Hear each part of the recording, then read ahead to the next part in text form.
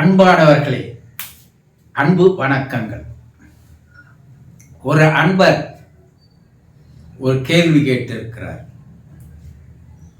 குருஜி, இறந்தவர்கள் தாம் செய்த தவறுகளை எண்ணி பார்த்து வருந்துவார்களா என்று ஒரு கேள்வி கேட்டிருக்கிறார். இறந்தவர்கள் பூமியில் வாழும் பொழுது தான் செய்த தவறுகளை எண்ணி பார்த்து ஆவி உலகிலே இருக்கின்ற நேரத்தில் வருந்த செய்வார்களா, வருத்தப்படுவார்களா என்பதுதான் அந்த அன்பருடைய கேள்வி. மனிதர்கள் பூமியில் வாழும் பொழுதே தவறுகளை செய்கிறோம் இல்லையா? தவறு செய்யாத மனிதர்கள் யாரும் இல்லை. தவறு செய்வதுதான் மனித இயல்பு என்று கூறுபவர்களும் இருக்கிறார்கள். ஆனால் அந்த தவறானது மற்றவர்களை துன்புறுத்த வகையில், பாதிக்க செய்யும் வகையில் இருக்குமேயானால் அந்த தவறுக்கு உண்டான தண்டனையை அனுபவித்தேதான் ஆக வேண்டும். ஒரு கொலை செய்து விடுகிறார்கள், திருடி விடுகிறார்கள், பாலியலில் ஈடுபடுகிறார்கள். இவையெல்லாம் மற்றவர்களை துன்புறுத்துகின்ற பெரிய மகாபாதக செயல்கள் என்று சொல்லலாம். கொலை செய்வது, கடத்துவது, இவைக்கெல்லாம் தண்டனை கிடைத்தே ஆகும் இல்லையா? என்ன தண்டனை? சிறையில் அடைக்கிறார்கள். சிறைக்குள்ளே போன அவர்கள் நாம் ஏன் இந்த தவறை செய்தோம், இந்த தவறை செய்யாதே இருந்திருக்கலாமே, கொஞ்சம் பொறுமையா இருந்திருக்கலாமே,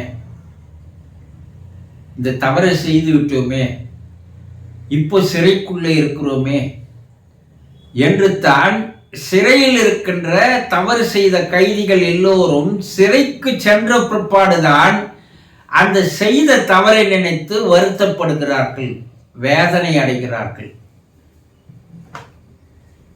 சிலர் மற்றவர்களை ஏமாற்றுவது, மற்றவர்களுடைய சொத்தை அபகரித்துக் கொள்வது, மற்றவர்களுக்கு மோசம் செய்வது, பொய் சொல்லுவது, இவையெல்லாம் தண்டனைக்கு இல்லாத செயலாக நினைத்து கொண்டு செய்தாலும் கூட பொய் சொல்றோம் இல்லையா? அதுக்கு சட்டத்தில் இடம் இல்லை. அப்படி இருந்தாலும் அதை நிரூபிக்க வேண்டும். மனசால மற்றவங்க கெட்டு போனோம் நினைச்சா யாரால் தண்டனை கொடுக்க முடியும் சொல்லுங்க? அவன் நல்லா இருக்கக்கூடாது அப்படி சாபம் கொடுத்தா அதுக்கு யாரால தண்டனை கொடுக்க முடியும்?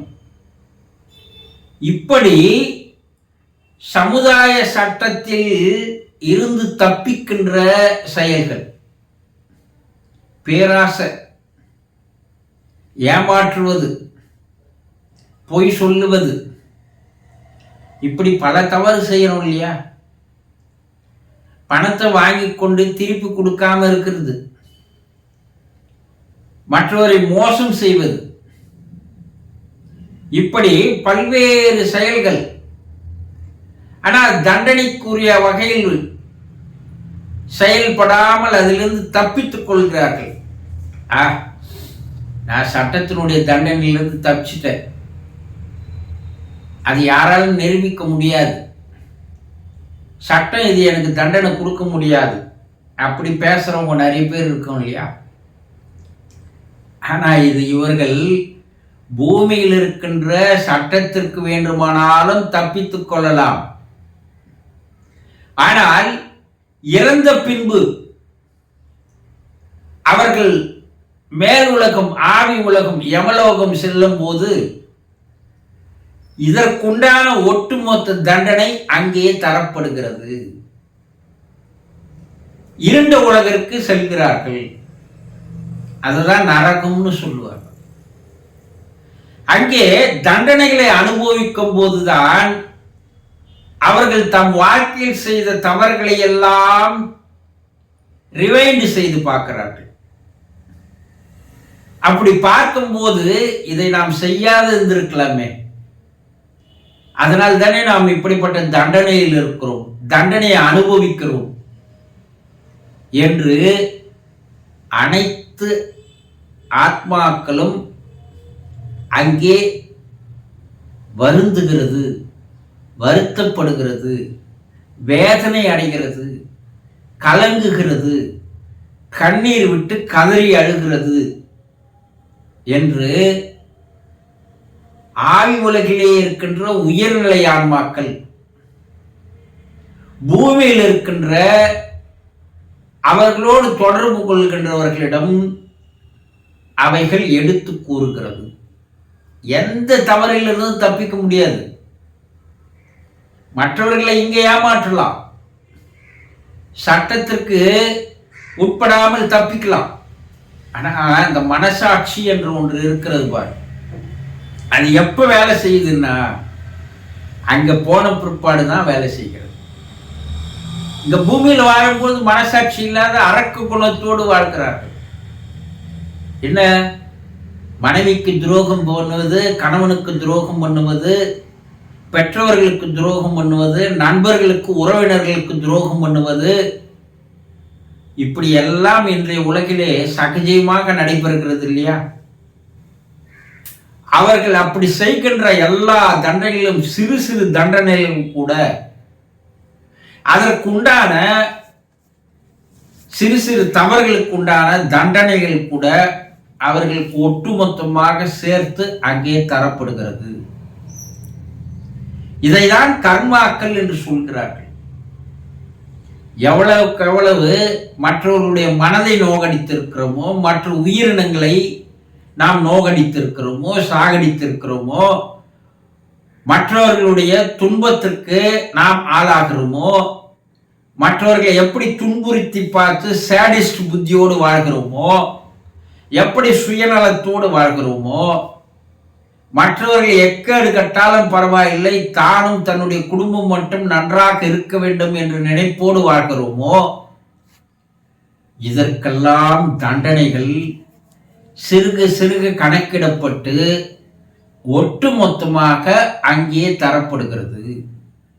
எப்படி பூமியில் ஒருவன் சிறைக்கு போன பிற்பாடு தான் செய்த தவறுகளை எண்ணி வருத்தம் அடைகிறானோ, அதே போல இறந்த பிற்பாடு ஆவி உலகிலே போய் செய்த தவறுகளை எல்லாம் நினைத்து பார்க்கிறார்கள், ரியலைஸ் பண்ணி பார்க்கிறான், ரிமைண்ட் பண்ணி பார்க்கிறான்.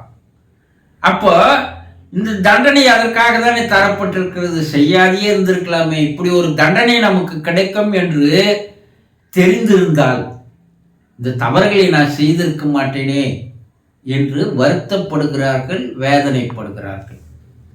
இவை 100% உண்மை. நம்புவர்கள் நம்பலாம், நம்பாத இருப்பவர்கள் அதை நம்ப வைப்பது என்பது முடியாத செயல். ஆனால் வேத காலம் முதல் கொண்டு எல்லா நூல்களிலும், கருட புராணத்திலும், கடோப உபநிடத்திலும் பின்வந்த எல்லா ஆன்மீக பெரியவர்கள், அவதாரங்கள், முனிவர்கள், யோகிகள், ரிஷிகள், சித்தர்கள் எல்லாம் இதை தெளிவுபட கூறியிருக்கிறார்கள். இன்றைய ஆவி உலக ஆராய்ச்சியிலே மேலும் தெளிவாக கூறுகிறார்கள். பூமியில் வாழும்போது செய்த மனிதர்கள், தவறு செய்த மனிதர்கள் இறந்த பின்பு ஆவி உலகம் சென்று அங்கு இருண்ட உலகிலே அவர்களுக்கு தரப்படுகின்ற தண்டனைகளை அனுபவிக்கும் போது தாம் செய்த தவறுகளை நினைத்து பார்த்து, எண்ணி பார்த்து வருத்தம் அடைகிறார்கள், வேதனைப்படுகிறார்கள் என்பது 100% உண்மை. புரிந்து கொண்டீர்களா? சந்தோஷம்.